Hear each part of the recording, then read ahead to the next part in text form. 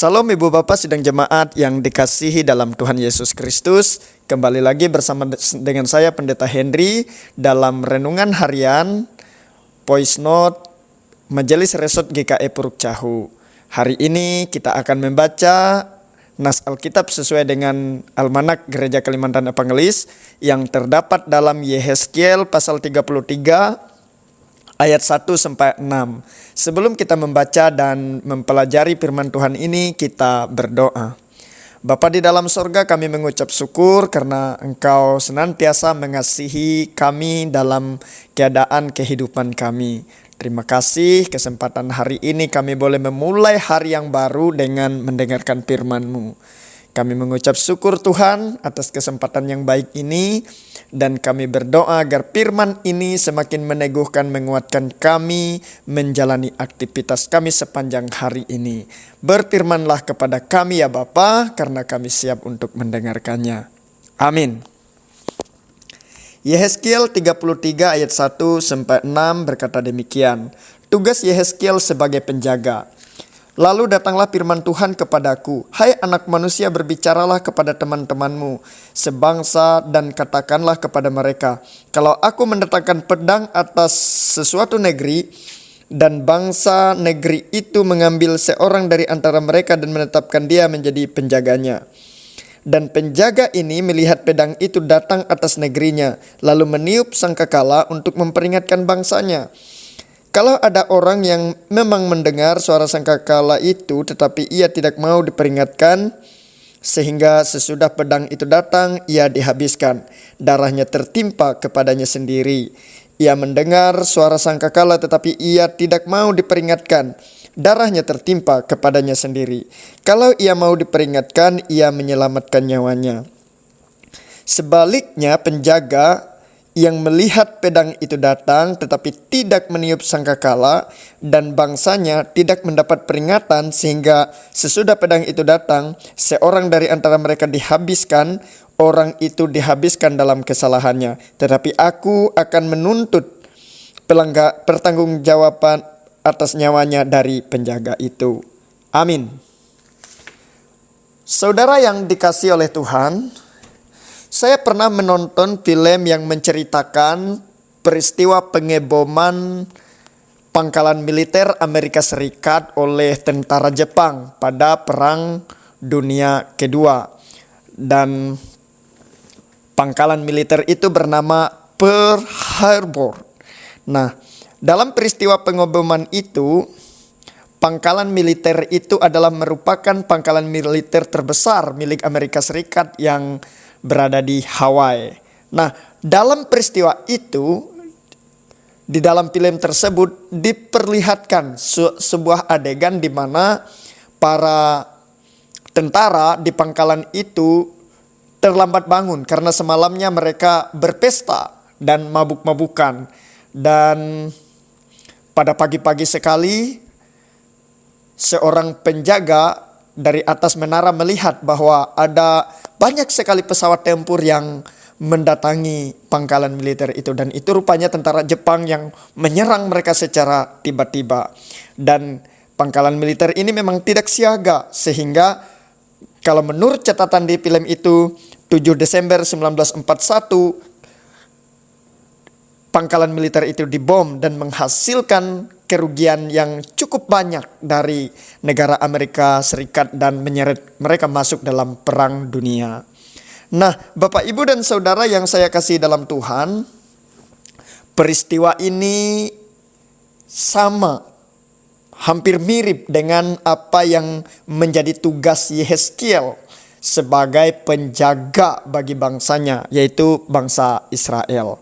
Di mana di sini diingatkan bahwa ketika Yehezkiel mendengar firman Tuhan, peringatan yang datang dari Tuhan ia harus sampaikan kepada orang-orang Israel pada masa itu. Dan saya bisa menarik relevansi hal itu dari kehidupan kita sekarang, bahwa orang-orang beriman, orang-orang percaya kepada Tuhan Yesus, kita-kita ini sejatinya adalah penjaga bagi orang-orang di sekitar kita, penjaga kerohanian umat.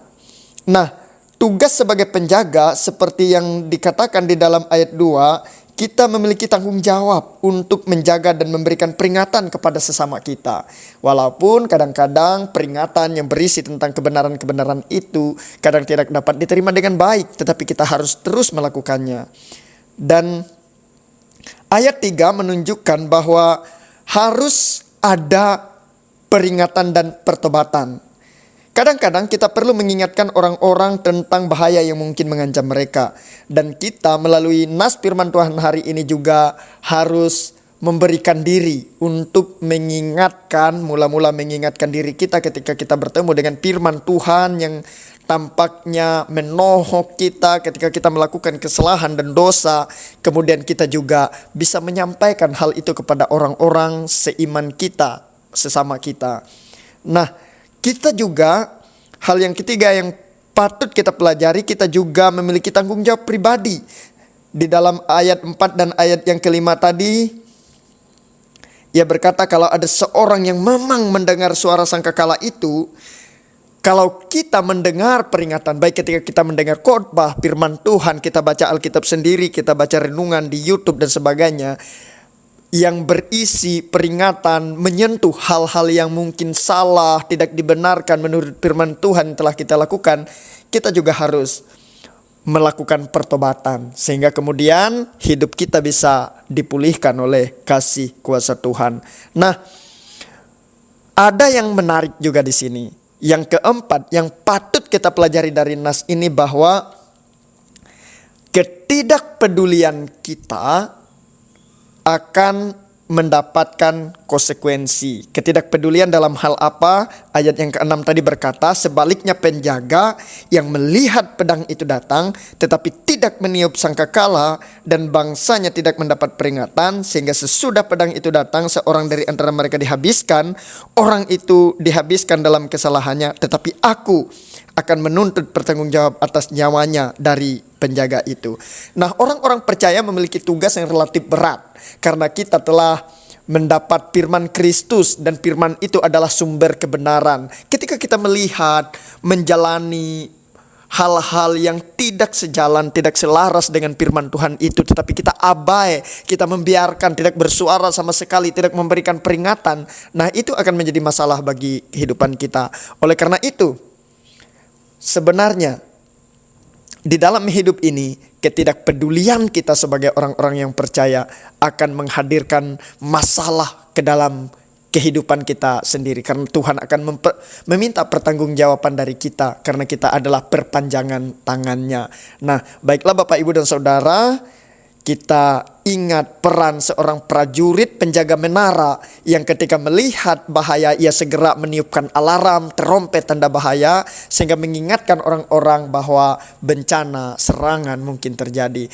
Nah, serangan bagi kehidupan beriman kita kerap kali terjadi. Nah, sebagai orang-orang percaya kita harus terlebih dahulu membentengi diri kita dengan firman Tuhan, melihat secara jelas berdasarkan firman Tuhan. Lalu apabila kita temukan hal-hal yang menyimpang, adalah tanggung jawab kita untuk memperingatkan sesama kita. Kiranya firman ini menolong kita untuk hidup dalam iman yang lebih bertumbuh lagi. Dan biarlah kita menjadi penjaga rohani bagi orang-orang sekitar kita. Tuhan Yesus memberkati. Amin. Mari kita berdoa syafaat.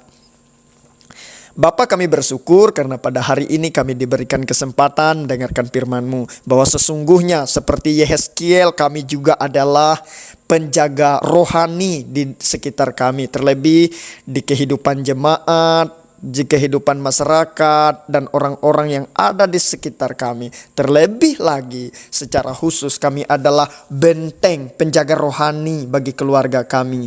Sebagai seorang bapak kami adalah imam dalam keluarga. Sebagai seorang ibu kami adalah penolong untuk menjadikan keluarga yang hidup, taat, takut akan Tuhan dan selalu melakukan kebenaran. Dan biarlah Tuhan, kami yang Engkau kasihi ini mampu menjalankan segenap perintah tugas yang Tuhan berikan kepada kami.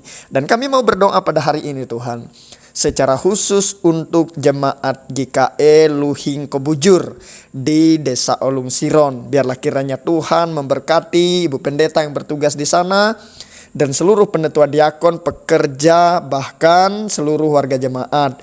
Berikan mereka kehidupan rohani yang bertumbuh dalam hal sukacita, mengampuni, memberi, dan mengasihi. Terima kasih Bapa. Hamba-Mu mau doakan Ibu Pendeta, seluruh warga jemaat, dan bahkan kami semua, orang-orang yang Engkau kasihi. Kiranya kami hidup takut akan Engkau. Terima kasih Bapa di sorga. Hamba-Mu juga berdoa untuk persekutuan gereja-gereja di Kabupaten Murung Raya. Beberapa waktu yang akan datang ada banyak agenda yang akan kami laksanakan bersama. Pertemuan hamba-hamba Tuhan se-Kabupaten Murung Raya, pertemuan hamba-hamba Tuhan se-Kalteng, kami doakan, kami serahkan ke dalam tangan pengasihan-Mu agar rencana ini dapat berjalan dengan baik. Dan biarlah kami bersehati sepikir dalam peran kami bersama dengan imamat yang rajani di dalam kehidupan kami. Biarlah hamba-hamba Tuhan bersatu hati dengan pemerintah, berdoa bersama-sama membangun Kabupaten Murung Raya, bahkan Kalimantan Tengah ini dengan sukacita, kekuatan, pertolongan yang datang daripada Tuhan. Kami berdoa untuk pemerintah kami, Bupati, Sekda, Wakil Bupati, Ketua DPR, dan seluruh jajaran mereka. Biarlah kiranya Tuhan memberkati, menolong para pemerintah pemimpin kami, sehingga mereka dapat melakukan tugas tanggung jawab dengan baik. Kami juga berdoa untuk hamba-hamba Tuhan yang boleh senantiasa berjuang untuk melayani, memberikan pelayanan kepada masyarakat, memberitakan Injil.